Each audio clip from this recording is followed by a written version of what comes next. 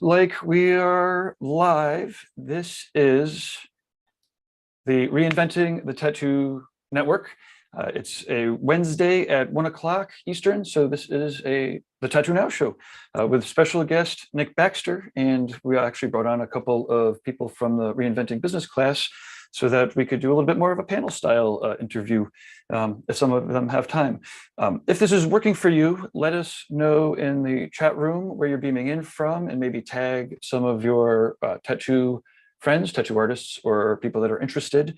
I will give a 5 to 10-minute intro about the Reinventing Network while we're testing to make sure that this is going out and to let you know what's going on. And then, yeah, then we're pretty excited to keep the interview going with Nick. He's amazing. So this is the live stream on April 20th, happy 420. And this is Guy Aitchison's Reinventing the Tattoo community, where tattooers, apprentices, collectors, and the curious are all encouraged to join these live streams, to watch the replays, inspire each other, and ultimately create better art and tattoos. You could be watching this in a couple different places. Wherever you are, please leave your positive reviews there, and we'll take a constructive criticism. This could be in either the app stores, the Apple App Store, or the Google Play Store. Do a search for Reinventing the Tattoo. Also up on YouTube, Reinventing the Tattoo. Please, give it a subscribe. And again, these comments and the positive reviews definitely help in the beginning to get us up in those algorithms. You might be on Hulu. Nope, not Hulu, not yet. Fucking Roku. If you have a Roku, do a search for Reinventing the Tattoo. We have, I think it's like 15 stations going at any given time, including there's a Drunk Critique channel. So there's Drunk Critique 24/7 against my better judgment. Catch it before we pull it. We also have the audio version of these going out on the podcasts. So that is, again, pick your evil corporation, Apple, Spotify, whoever it might be. At this point, I'm supposed to be screen sharing Reinventing the Tattoo. Let's see here. I wonder if I'm going out right. Well, I'm also, I'm doing the tech at the same time that I'm doing all this stuff, so forgive me a little bit. So reinventingthetattoo.com is the place to always find the latest information. So if it's 2 o'clock in the morning and you're already through the Netflix, then you could come here and check out the different shows. Hey, look, if I click this button, it'll be some really Inception-y type stuff. We'll be watching the show that we're being webcasting out. Let's not do that. Here's the chat room. If you have any questions or comments for the guests, I'll leave them there. We check them out. Here is the Reinventing 24/7. So like I said, if it's 2 o'clock in the morning, you're not quite sure what to watch, we have like a bazillion channels going. This is the Reinventing podcast. You could watch the old Reinventing Drawing Group replays. This is one with Jake Meeks. We've got Art Jams. This is one with Jesse Levitt, the Tattoo Collecting Podcast. The global channel. So this is Art Jams in Spanish. The Tattoo Weekly, live in the Castro. This is all LGBTQ plus POC, everybody. They're amazing stories straight from the Castro in San Francisco, a Tattoo Machine channel, tattoo conventions, a marketplace community. It's great. Anyways, check out reinventingthetattoo.com. Up here we have our free resources. If you are a tattooer, you could check out the What Are Your Goals? And then Guy sends you, he has written up a bunch of emails that we'll send, but only the ones for your goals. Free tattoo courses. This history course here that Jay Brown is doing is it's sick. It's out of control. Everybody should be checking that history class out. Okay, enough of the plugs. Let me get back to my scripts so we can talk to Nick here. Okay, weekly stream staples. The Reinventing Drawing Groups, you saw some of the replays there. If you're an artist and you want to beam in and share some Zoom time, having interesting conversations and drawing, 1 o'clock on Sundays Eastern with Jason Leeser, and Tuesdays at 10 o'clock with Ricardo. Every Monday at 11 o'clock is the Tattoo Weekly with Jake Meeks, Lauren, and I. I'm Gabe from TattooNOW. Every Monday, 9 o'clock, our subscribers exclusive exercises with Guy Aitchison. Wednesdays at 12 noon, that's actually the show, the TattooNOW show. Thursdays at 6 p.m. is the Tattoo Collecting Podcast. You could catch us at Real World Events. Hellcity.com is May 20th to the 22nd. Ink Mania Expo.com, Inkmania Tattoo Expo. Do a search for Inkmania Tattoo Expo. It's June 10th to the 12th. It's right near the Dali Museum. So that's where our field trip there will be. July 29th to the 31st is the Rubber City Tattoo Invitational in Akron, Ohio with Tony Urbanik. Let's see, then we've got a Hell City in August. We've got Richmond in October, I believe. The sponsors that help us make this happen, rawpigments.co, acrylic-free tattoo pigments, and they don't dry out in the cup. I don't know if that's because they're acrylic free or for other reasons, but one way or another, they don't dry out in the cup. They are acrylic free. Rawpigments.co. worldtattooevents.com is the largest, most comprehensive resource for tattoo events worldwide. And as you could imagine, he is very busy updating all of the reschedules for the conventions because of COVID and whatnot. You can also check out Alex's interviews. Do a search for the future of tattoo conventions or the history of tattoo conventions. He's got a lot of great interviews. Let's see, TattooNOW. I do technology for tattooers, kind of like a part-time CTO for larger businesses serving the tattoo world, but also I could do consulting and smaller gigs for artists and whatnot. And of course, not least, but first in this context is Guy Aitchison, who founded Reinventing the Tattoo. He's the main author. He curates the guest chapters and all of the other courses that are available. He's the publisher and author of the bioencyclopedia. He spent like 7-8 years on it. If you don't have the bioencyclopedia, you should definitely go to the website, guyaitchison.com, give it a go. So he's also got DVDs, paintings, prints, and whatnot. Okay. I am going to, well, I guess I'm not hopping into the background because I am actually hosting the show still, but please leave your positive reviews there in the public.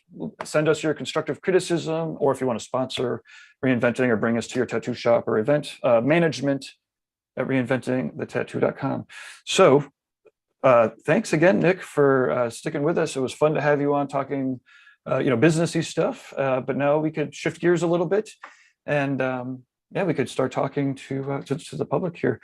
And Jackie's here. I guess at the sake of anybody that wants to, really could check out Nick Baxter in the Googles or the YouTubes and find a fair amount of interviews.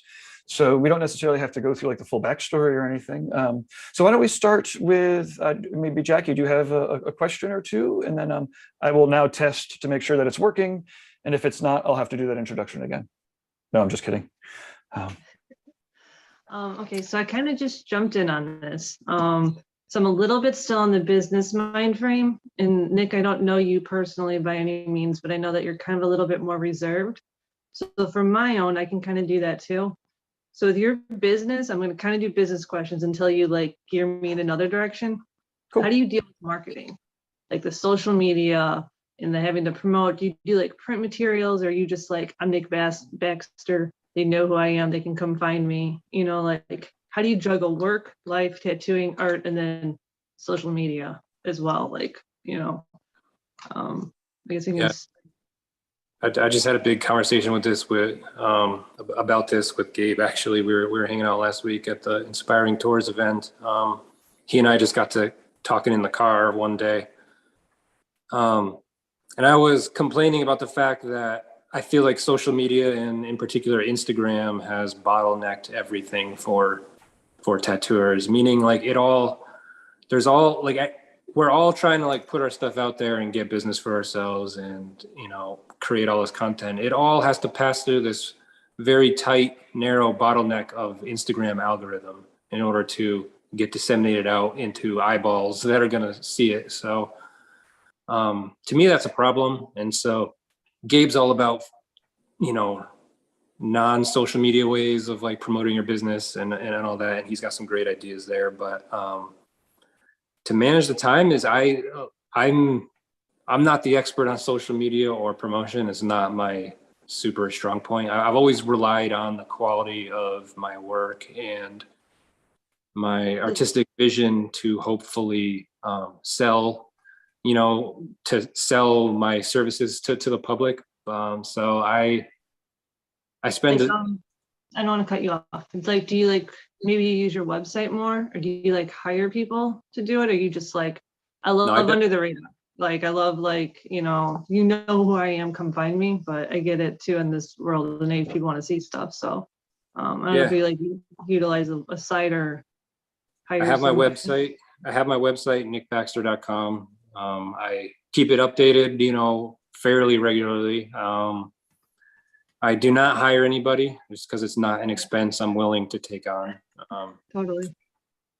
Just because at the end of the day, my physical limitations and time limitations, like they're definitely there's a hard cap on those. So if I were to hire someone to like get me more business, like at the end of the day, like I can't physically do more tattoos like until my hands fall off. So Yeah. I put the bare minimum amount of effort possible into social media. Like I try to stay active and consistent as far as posting a few times a week, and hopefully someone somewhere sees it. But I know I'm trending downward in their algorithm because I'm not optimizing it the way they've designed it to like all the stuff you have to do to get your stuff seen by the biggest amount of people. I'm doing none of that. But you've made a name for yourself too, where it's like Yeah. the level that you're on and the connections and how long you've been in the business and paid your dues like with it. So it kind of like speaks for itself too. But I'm just kind of curious. Yeah, I'm lucky in that regard. I've put in the time and the work pre-social media days, even, to build a foundation that I can somewhat fall back on. Although things are so rapidly changing in the industry, that stuff works less and less to fall back on. Like as each year passes, you have to like chase the eyeballs and you have to appeal to whoever's interested in you at that time or interested in just shopping for tattoos at that time. So you convinced me to get on TikTok. I did no such thing. Oh, you were like know the that social one yet. media, man. You have to get in there. You have to be where the people are at, man. And I was like, well, the social media cloud now is TikTok. I mean, Instagram is like middle-aged. Fucking, I'm still on Facebook. I'm fucking old man territory. Yeah. I think Instagram's a dying platform. It's already in its like somewhat decline phase.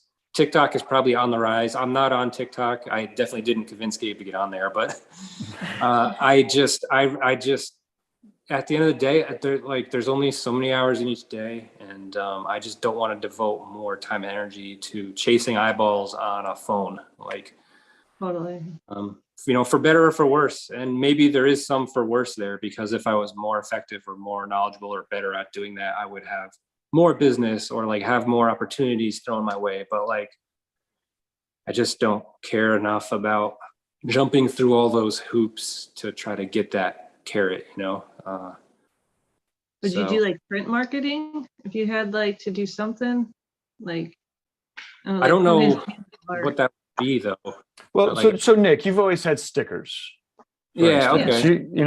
You've had postcards. Like I remember back in the day, there was always postcards. You've always also had like swag from like-minded people. So when for instance, maybe describe what your convention booth might have on it. Okay. Yeah, for years and years, my convention booth would have stickers, of course, like patches, stickers, like tiny little free giveaways to promote myself. And then I would have half the table devoted to like anarchist literature or like philosophy type, just like nerdy stuff I'm into. I might be selling prints. I try to always have prints available for conventions. But like half the table is just like has always been trying to promote ideas and philosophy and sort of the non-tattoo things that I'm into. Use this sort of public facing opportunity of a convention to maybe interact and attract people on a different wavelength than just tattoos, because I can only do a few tattoos at any convention. So the majority of the other people who come up to see the booth or what I have to offer, they're not going to be getting tattooed by me there because there's simply no time. So I try to engage them on some other level, and maybe that'll help them remember me or relate to me in some way that's on a deeper, more meaningful level than just, fancy pictures or something. So yeah, that's my typical setup. And then you've also been pretty religious about your newsletter for like decades. Well, I mean, I've maintained a newsletter, but honestly, not as consistent as is recommended by marketing experts. That's for sure. Okay. Yeah. I might Yes, go you got many it. months between putting out a newsletter, and then I might have a lot going on, and I might do like 3 in a row. So I'm totally inconsistent, which is bad. Well, so I guess what I mean is, but it's been consistent in time over the course of the last 20 years, right? So to your Yeah, point, it long might term. be like 7 to 10 a year, not necessarily like 1 a month or 1 a week, like clockwork. But whenever it comes in, I always expect it. It's always good to read, and it's full of quality stuff. You're not just like bullshitting people.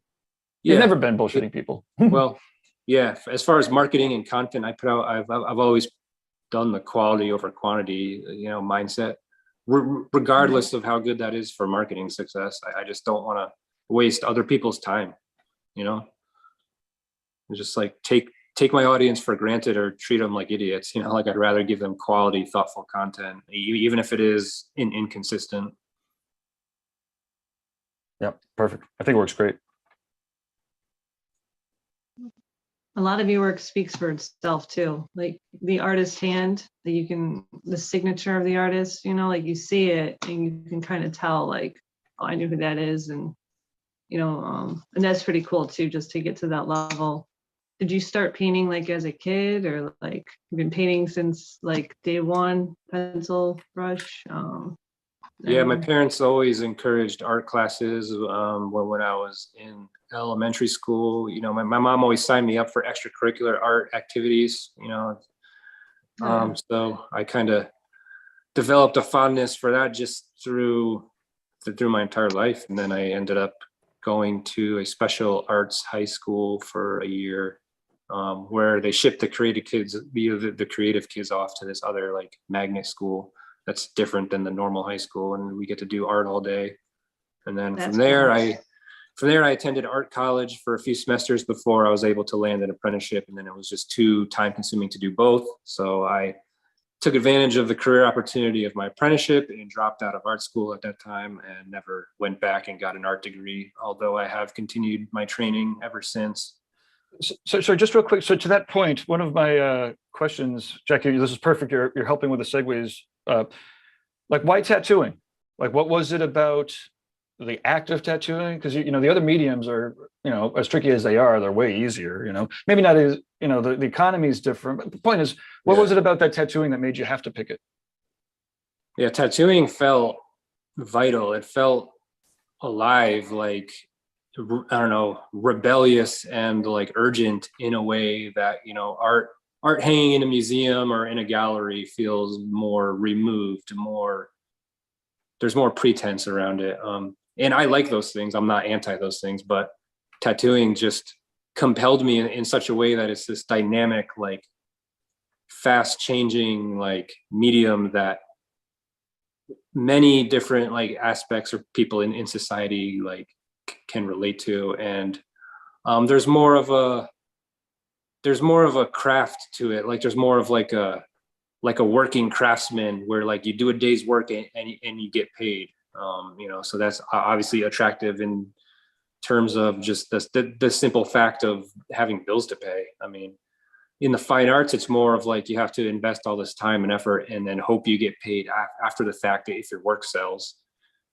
In many cases, that's the case. So tattooing is definitely more of like a hand to mouth type of like humble craftsman approach where you go in and you do a day's work and you get paid. So just from a pragmatic standpoint, that's ideal as far as like being able to create art and then get paid for it right then and there. Sure. Now, some of the other topics that Jackie had brought up, I also have marked off here too, about the different mediums, right? So clearly you're working across mediums. Can you talk a little bit about some of the art exercises or some of the mediums that work in concert with tattooing, right? So younger artists might be looking to use some of the mediums where they could, there's some overlap. And then I'm sure that there's some mediums or some types of art that you're like trying to completely break free of tattoo constraints, right? Like the skin is obviously the tricky medium. So I guess it's a dual part question. I don't know if you can remember it. I'm sorry, I'm dragging on, but the point is 2 parts. First part, any mediums that particularly informed your tattooing And then how about ones that you have that are specifically not to? Yeah, I think the absolute foundation, like the most important fundamental for any tattooer in the entire world is drawing. You have to draw. So I know that like Photoshop reference is a thing now, and people do their entire tattoo prep on a computer in Photoshop. But I think before you even get to that point, you have to be able to draw. So just simply like look at something and draw what it looks like, or take an idea out of your head and translate that through pencil and paper, or stylus and iPad, and get that out into a physical form with shape, with line, with shading. So drawing is key for everything. If you know how to draw, in my opinion, then you're more successful if you want to do the Photoshop route for all your tattoo prep. So that first and foremost. Painting gets built on top of drawing. Is sort of like the next step above the foundation of drawing, because then you can get into color theory and sort of second tier art skills. And so those two, painting and drawing, they're classical, timeless, analog mediums that will greatly benefit any tattooer, no matter what type of tattooing they do. And as far as, I don't know, what was the second part of the question? So are there any mediums that are, creative mediums that are free of the tattoo, that don't inform your tattooing in a direct, in a way like that? So I don't know if you have any other. Photography, I guess. I've always dabbled in photography, both film and digital photography. But to be honest, Gabe, like maybe the tricky answer to your question is there is not a single art medium that doesn't potentially relate back to or benefit tattooing if you have the right mindset. Yeah. There's always some subtle thread you could tease out and relate back and realize that that's helping you in some way in this other medium. You just have to have the awareness and sort of the holistic mindset to be able to recognize that in the first place. Holy Moses. You probably didn't even do that on purpose, but I did do it on purpose. You did. Well, speaking of the holistic process, right? So one of the things that I've always found amazing is the influence that you have on other tattooers. And I don't know if it was the first time, but I remember the first time that I remember seeing the holistic tattoo seminar. Was that in Rome? Yeah, I think Rome, the very first worldwide conference. Yeah, was maybe the first time I gave a fully fleshed out version of that in front of a crowd, and from there I've refined it and changed it. But obviously the overall approach to the content hasn't changed. I've just sort of taken parts out, added parts in. Sure. So let's talk about it a little bit, again, because it blew a lot of people's minds then. It's funny because obviously at that point I'd known you for a while, and we're pretty in sync in a lot of those thoughts and whatnot. So it was really awesome to see people's reactions, and then again over time, to continue to see it, because that was 12, well over 10 years ago, I think, at this point. So let's talk a little bit about the holistic process. And again, this is bearing in mind that you have a webinar and a seminar that you sell for this. But let's tease it out a little bit, because even the roadmap that you can give out for free on podcasts like this is definitely informative, and I don't know, basically it's an awesome concept, and then if people love it, then they'll know how to dig into it further. So let's hear about it. Let's hear about the holistic process and maybe how it relates to tattooing and painting. Yeah, I came up with this course that Gabe's talking about called the Holistic Approach, and the word holistic just means concerned with the overall big picture, with the whole, and not dividing something into parts and only focusing on one part or another part. So it's like a zoomed out big picture approach where you analyze all the parts in concert in how they interact with each other. And that applies to life as well. So zooming out on your entire life and who you are as a creative person, and everything you do filters back into your tattooing. So, and then from there, how do you navigate your tattooing practice? There's a whole array of different techniques and tricks and all this that you could get lost in. And so you need to zoom out and see everything for what it is, and then pick and choose your ideal strategy to complete the tattoo that you're doing then. So that's the holistic approach. It's big picture, it's zoomed out, it's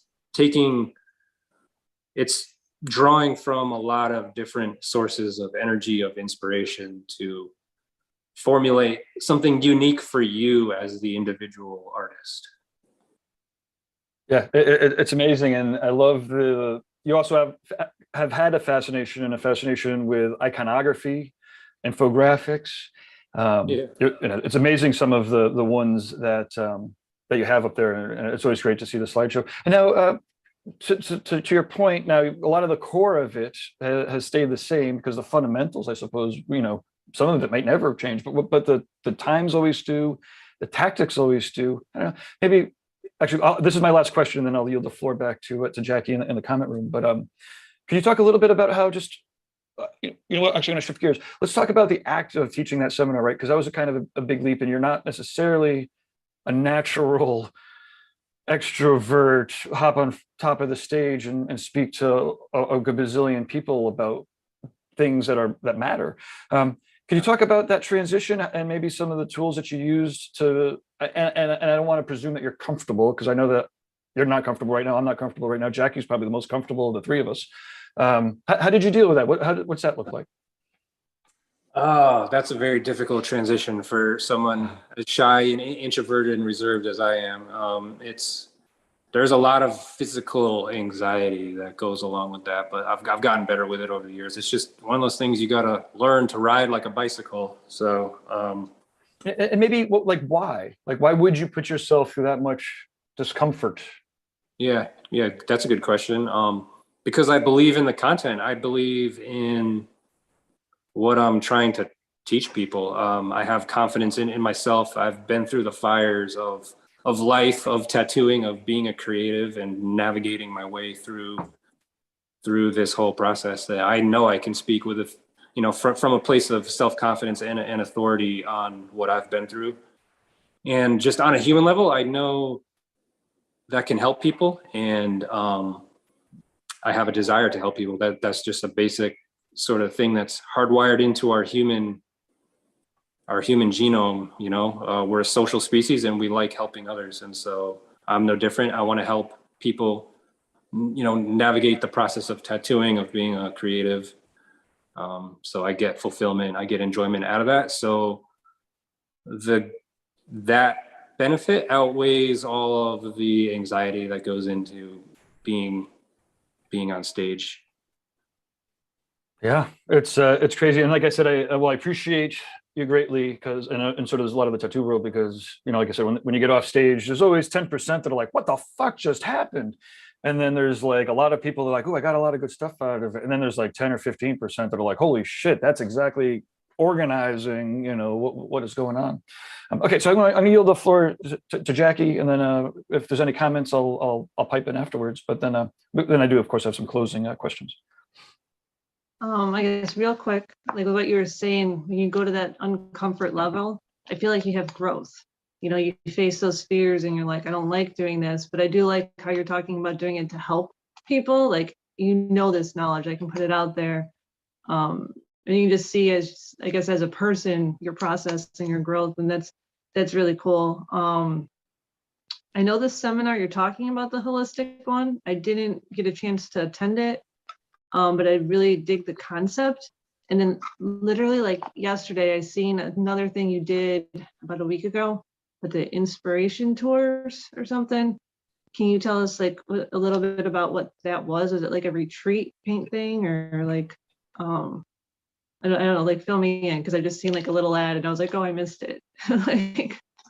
Yeah, it's inspiring tours is a concept that Gabe actually came up with, and it's basically like an art retreat format with structure and with intent. So there are courses, and the goal is to immerse yourself in this retreat sort of environment. It's almost like an artistic boot camp where you. Was it like all weekend, like 3 days, 2 days, or like? Yeah, this particular one, 3 days.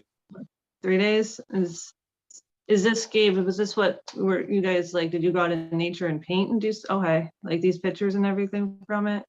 Yep, we Like, had still life painting. We had still life painting. We had landscape painting, and then we had a day of tattooing where we took all of those, or as many of those kind of art fundamentals we were teaching with the painting, we tried to demonstrate how they can cross over and apply into tattooing and how you can use them, That's you know, in a different medium. So, yep, 3 yeah, days. 3 days, just like it looks like a really cool concept and experience for those who got to, have it. She's having fun. I dig Oh, it. always having fun. Yeah, is that something that you do like once a year or just like first time just to see? Would you do it again or like? I think the precursor to this was another Gabe event, the Paradise Art Retreat. Those were amazing events that Gabe had out in New Mexico a few times. And so I think that kind of morphed into this, which is a more intimate version of the Paradise.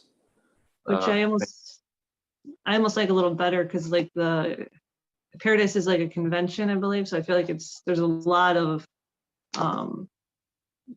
variables happening around me, I guess. Right, like how you said, this is more intimate. It's kind of cool. I really dig the concept. I wish I had seen about it sooner than yesterday, I guess. It sold out in 50 hours.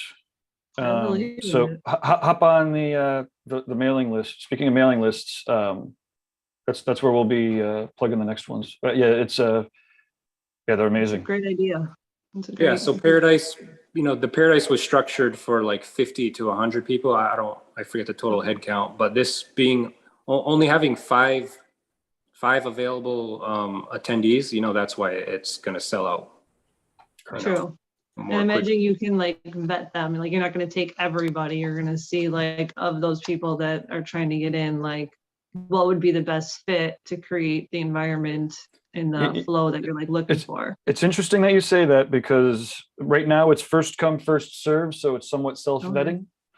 We talked about that, Nick and Sean were a little bit like, we don't want to necessarily play God like that. I think that's what the conclusion of that was. But yeah, but I want to create, like falsely walled garden type approach where there's like haves and have-nots. However, you don't want people showing up who aren't there to give it their all and make the event a success for everyone involved. So well, you seem like you had a good bunch and a good time.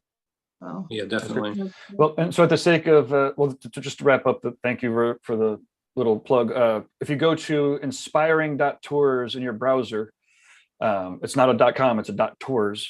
Go figure. There's a little wait list sign up form, and then you can click off the different destinations that you may or may not be interested in, and even some teachers. So we'll be, but definitely if you're interested in the Sean Nick one, definitely get on the list because it was sold out already. So my guess is that the next one, there'll be a couple people maybe that swap out, but that's the beauty of it. That's cool though. It's a great idea. I guess hosted. And then the other question, Nick, was about your holistic seminar. Yeah, what about that? When can people take it again? Is there so Nick, is there any other opportunities that people might have to take your upcoming webinar that's available worldwide, anywhere someone has the internet? Yes, Gabe, good question. I'll be teaching it this coming May as part of the Hell City Tattoo Fest. I will be beaming in. I'm not attending the convention physically this year, but I will be beaming in like this, like we're doing here, to teach my holistic approach as a webinar on Friday. Friday, and then you'll have your slideshow. So one of the reasons why this format is pretty seamless with you is that you have, speaking of your infographics, you have your slideshow presentation, and then with all these webinars, both in person and online, we have the text set up so that people could ask you questions during the QA session, whether they're in Australia or whether they're in person at Hell City. Yeah. Since it's like, it's a seminar format where I'm just speaking and demonstrating to people. There isn't, you could do it in person, but it's the same experience over the internet. what's cool about Inspiring Tours is that it's a hands-on workshop. So there's actual like, the students are creating alongside of us, the teachers. So this is not that. This is me just like giving information via talking and demonstrating with slides and still pictures and video. So it works wherever you are in the world. I'm going to show off the tattoo that you did and your Instagram. But okay, this is the collaborative tattoo. You want to talk a little bit about the collaborative tattoo? Yeah, that was awesome. That was the first time Sean and I had ever collaborated. And I learned that was the first collaborative tattoo that Sean Barber had ever done. So I kind of took more of the lead on that just because it was his first collaborative tattoo. And he was kind of like learning the ropes of how to do a collaborative tattoo, but he's a very accomplished artist. So it's not like I was with some kind of like beginner. I mean, he knows his stuff inside and out. Painting, tattooing, art theory. So yeah, so I kind of like, based on my previous good and bad experiences with doing collaborative tattoos, I kind of explained to him like, okay, here's certain things we need to hit on and we need to be in agreement with in order to make sure this is going to be a successful piece. So then we passed a drawing back and forth. He came up with a lot of good like ideas and references, and then handed those over to me. I kind of refined those, and then he refined it a little more, and then I did the final revision on the drawing. And then when we met in person at the event, we discussed color theory and did a full like color study, both of us, just to get in agreement on everything, to make sure it was a smooth, seamless process. So yeah, the drawing process we did remotely, just via like iPad and email, and then in person, we just made sure about color, value, detail, like our entire strategy for the piece, just talking through every single aspect of it to make sure that while we were tattooing, there wasn't, there wasn't going to be any surprises or difficulties. Yeah, it looks great. I know everyone was eagerly anticipating how it was going to look, what was going to come up, because yeah, you guys are both two clearly powerhouses of art inspiration. Yeah, I think it was a great mix of styles and techniques. We're kind of on the same page as far as how we paint, more or less. We paint from life, and we paint representational art, so we know how to like render objects and how to pick a light source and shadow and all that stuff we're on the same page with. So it was easy for both of us to take all those artistic fundamentals right into the tattoo process. We just had to plan everything out in advance to make sure we were on the same page, and neither of us was gonna go off script or start doing something that confused the other person and leads to a less good tattoo, basically. So it all went smoothly because yeah, Sean's an amazing artist, and he understands things, and he's also a very self-aware, intelligent person in that he knows what he knows, and he knows what he doesn't know, and he's willing to listen to others, which is amazing for someone of his accomplishment and stature to, be willing to take a step back if it's something he hasn't done before, and then like quickly learn the ropes and then put himself in there and be like, okay, I got this now. So that's kind of how it went with the tattoo collaboration, just because he hadn't ever done a tattoo collaboration before, and I have done many. So one of the things I'm always taken aback by, and I don't know why, because he's consistent with it, is his nature. He has an inherent nature to ask how you're doing or how you feel about it. I think that before, I don't know if it's before he thinks about it or what, but he like genuinely wants to know, what do you think about it? Yeah, it's amazing. Yeah, he's a good communicator. That's definitely a skill of his, and he's a good teacher, I think, because of that. Yeah, for sure. Did you have anything else on your list, Jackie? Or No, I'm good. You guys covered everything. Awesome. I got. I think we have a couple more. Yeah, we definitely have a little bit more time. So, how about this one? I'm sure I'm not sure. Has there been any times in particular where you wanted to quit tattooing or quit art, or just quit fucking the bullshit society and fucking move off into the desert where there's no communication? Sorry, I didn't mean to project. Do you ever want to quit?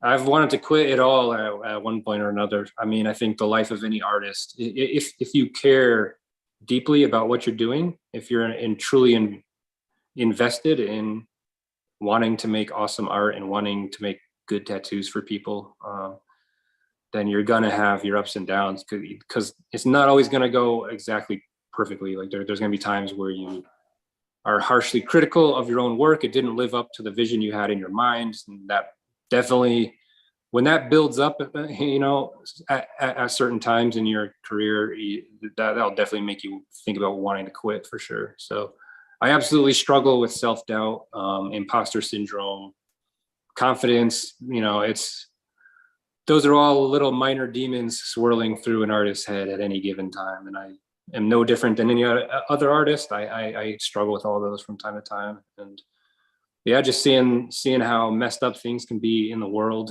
around me, like, has definitely made me want to completely drop out of society at times. That's for sure.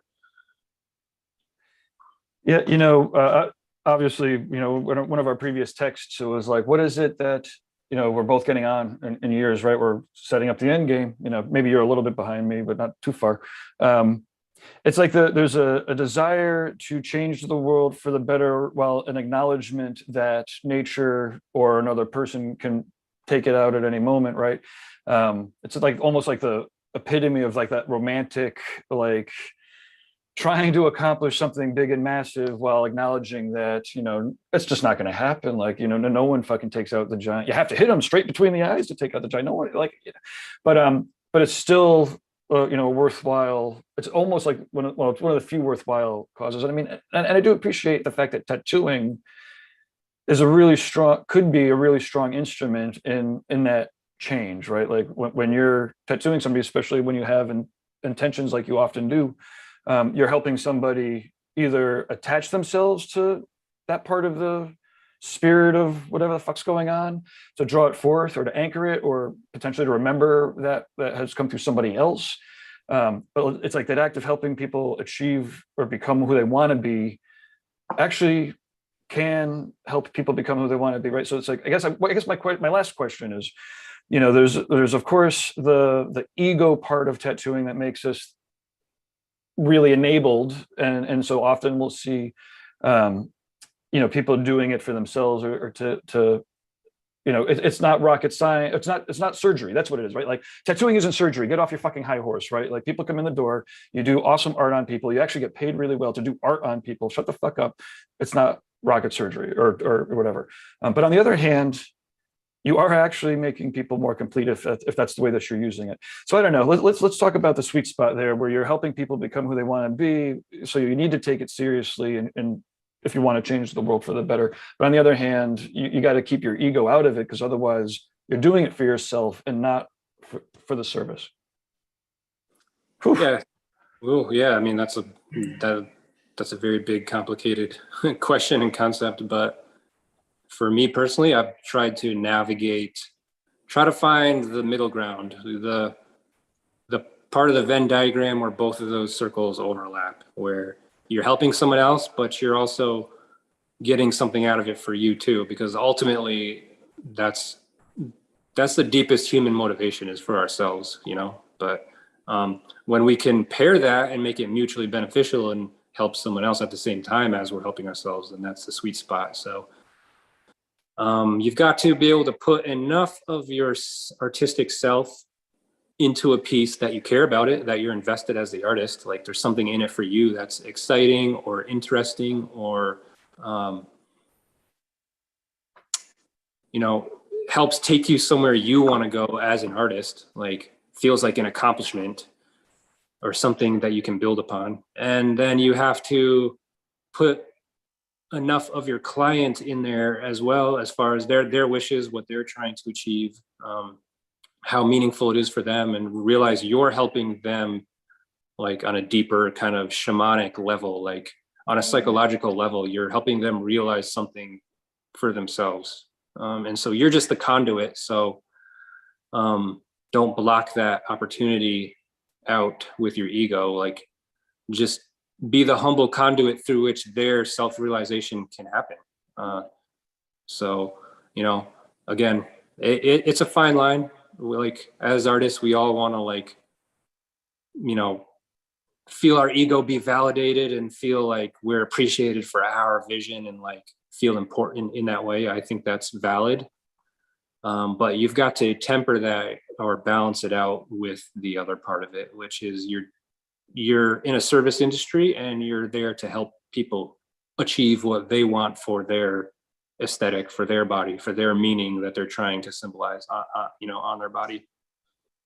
At times too, I feel like in certain situations, tattooing can be almost like a healing process for the client too.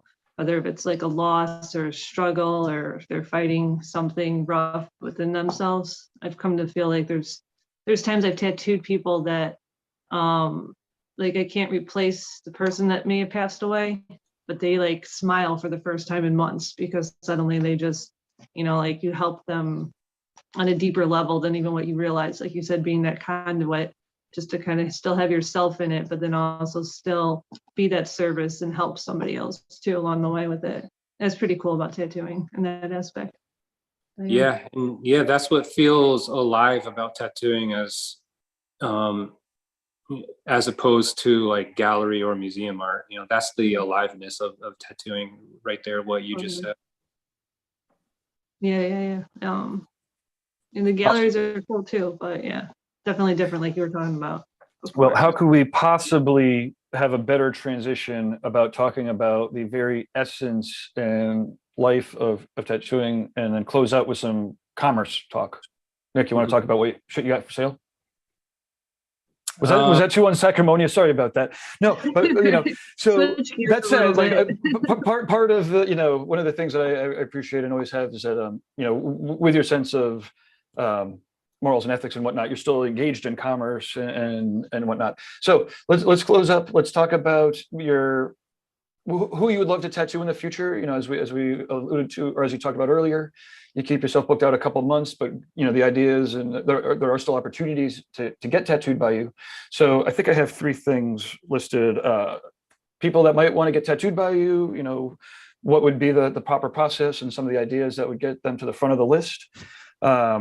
Talk about maybe recruiting. So I know that you have a tattoo shop. I imagine that you're always going to be looking to hire. So no matter when people are watching or listening, you know, casting that vision would be cool to attract the right tattooers to work alongside of you. Anybody would obviously be pretty, not blessed, I don't want to say, blessed in a secular way. And then I guess lastly, the webinar, which is pretty simple, go to hellcity.com and follow the seminar link. So anyways, talk about how people could get tattooed by you. And then if somebody wants to work alongside you, you know, how that would look. Yeah, well, right now my studio, Art Realm Tattoo in Austin, Texas, we have an available full-time booth rental position open. So if there's someone who's motivated to, and, you know, who is in a career position where they're ready to take on the responsibility of sort of being their own boss, making their own schedule, having their own client interactions, booking themselves out. That's the situation we have at my studio. It's a booth rental. And so everyone who rents a booth is self-sufficient and manages their own schedule, has their own clientele, does their own promotions. Of course, we help as a studio, but it's never going to be as effective as, you know, an artist having their own platform and working their own promotion angle for themselves, of course. So yeah, we have one open booth position. It's a really cool, hardworking environment where we all just come in and focus on our tattoos. And we all paint and make other art on the side, of course. So we're all motivated artists in that way. And it's just kind of like a put your head down and like focus on art. You know, there's zero drama. There's like zero distractions. It's a really cool, like kind of like shared studio, you know, almost like a private studio environment where it's just like a bunch of artists sharing a studio space together. Awesome. So I would propose that they peek their head up and look into the other studio spaces a couple times a day. I'm joking. Yeah. You're like, keep your head down. I'm like, keep your head down unless you want to look at what you're doing, you know, because I imagine that, you know, people that are there, again, they have the opportunity to watch some pretty amazing tattoos and art happen, you know, in action. So, I mean, I guess that's the question is, I mean, it's rental space, right? But like, it's open to artists that are able to, you know, obviously with the right mindset. You don't have to be I know that there's a lot of people that are intimidated to work alongside of you. I guess is my question. You know, somebody doesn't necessarily have to be like 20-year veteran pushing the boundaries. Obviously, they have to be on that, you know, want to be on that path because that's how, you know, just to optimize it. But you know, somebody that could pay the rent and get in there and is, well, I guess mostly I just want to make sure that people don't understand that they have to be awesome, but they don't necessarily have to be like, you know, on your level already, maybe. Unless you already are, then you should definitely apply or rent.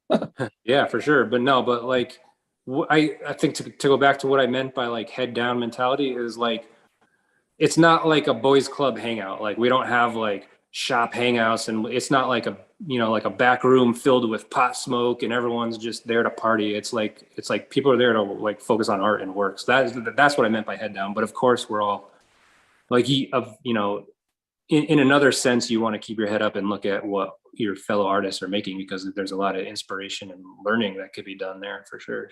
So, but yeah, I mean, like the ideal candidate, to get back to what you were just saying, is more like, you know, could be like early to mid-career artist who already has a solid foundation. So you're not like going to a studio with zero clientele, zero platform for yourself, to where you're relying 100% on foot traffic through the door, you know, to stay busy. Like we don't have that. So you have to have kind of your own thing already going, but you of course don't need to be like late career, like internationally established, but you have to be in enough of an experienced and confident place to where you're going to be able to like hustle on your own, you know, and that's a scary step for a lot of people. But on the other hand, a lot of people complain that they've outgrown their like limited walk-in role, or their limited sort of like lower rung on the shop totem pole type thing, where they still have to report to a boss who has their hand out for their percentage money, you know, like we don't have that. We just have a booth rental system where you're an adult, you're your own boss, you pay your booth rent every month, and you do as you please, and you hopefully make awesome tattoos and are responsible and professional. Awesome. And then, okay, so what type of client, and again, at the risk of like, we're not alienating any clients, but you know, what are the ideas and tattoos that you're most interested in doing, while acknowledging that everybody should be always submitting their ideas? Yeah, anything with nature, if you know, even like stuff based on nature that isn't real, like bioorganic tattoos, you know. But yeah, and anything textural and anything with dimension and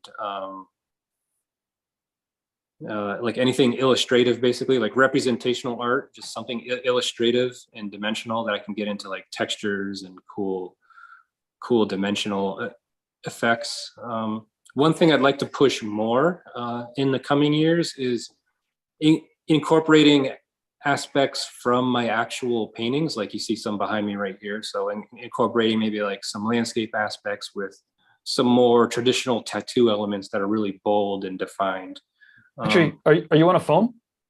I'm on an iPad, but I can move Can it you around. pick it up and show us off some of the, yeah. So I'm working on this still life here, a classic like memento mori still life with a skull. And this is actually from the Inspiring Tours event that we just had this past week. I'm finishing up here at home because I didn't get to finish it at the event. And then up here, Hey, could you click the camera around? Oh yeah, there you go. That looks great. that was a landscape I did at the Inspiring Tours event this past week, where I was giving an instruction for people on landscape painting. And then behind me on the wall, you see some of my heart paintings I've been doing lately. I released those as a series of NFTs. You could go to Blockhouse in Instagram. It's block letter X and then house to get information on those NFTs.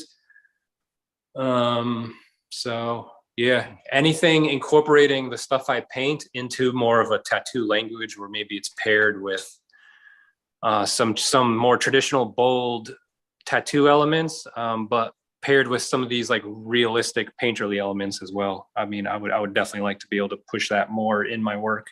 But so if anyone out there, you know, has a lot of like artistic freedom they're willing to grant to, you know, just get a basic idea across, but I pick how it's done, then that would be definitely like priority booking for me for sure.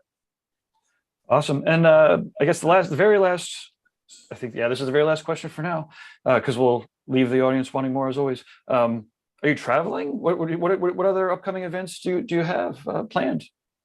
Teaching my webinar at the health or through Health City, as we discussed next month. I won't be there in person, but that's where someone could sign up and take my holistic approach webinar. And as far as travel, I might be teaching an in-person workshop in Indiana in June. Just a friend of mine who owns a shop there invited me to come teach a workshop. So I will. So check my website for promotion about that. We're still arranging details. It'll be an in-person tattooing holistic approach seminar and workshop at in Indiana. And honestly, I don't have any solid travel plans beyond that. I may do a convention or two later in the year, but it's all kind of in flux right now. So cool. Sounds good. Okay. Well, Nick, thank you very much. It was amazing. It's always a pleasure, fun, informative. My thesaurus is not big enough, unfortunately. Yeah, thanks again. Do you have anything else that you would want to present? I know that you've been talking now for about an hour and a half, probably answering more questions than you normally do on a random Wednesday.